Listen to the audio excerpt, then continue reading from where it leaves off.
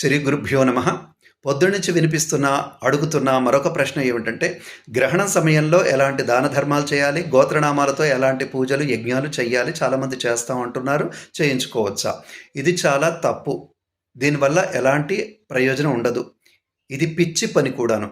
ఎందుకోసమంటే, గ్రహణం సమయంలో మీకు ఎవరు పూజలు చేస్తారు? బ్రాహ్మణులే చేస్తారు. మరి నిజంగా ఆ బ్రాహ్మణుడు ఆ కార్యక్రమం చేయడం వల్ల మీకు ఫలితాన్ని ఇచ్చేటట్టయితే ఆ ఫలితం ఏదో తనే పొందుతాడు కదా. ముఖ్యంగా ఇప్పుడు ఉపాసన చేసుకునేవాళ్ళు, జపం చేసుకునేవాళ్ళు, తమ జపాన్ని, తన ఉపాసనను అధికం చేసుకోవాలనుకునే వాళ్ళు మాత్రమే గ్రహణ సమయంలో పూజా కార్యక్రమాలు చేస్తారు. వాళ్ళు దీన్ని వాళ్ళ కోసం మాత్రమే ఉపయోగించుకుంటారు. అలా కాకుండా మీకోసం ఉపయోగిస్తాం, యజ్ఞయాగాదులు చేస్తాం అంటున్నారు అంటే అది తప్పకుండా గ్రహణం నమ్మని వాళ్ళు, పూజా బలం తెలియనటువంటి వాళ్ళు, మంత్రబలం తెలియనటువంటి వాళ్ళు చేస్తారు.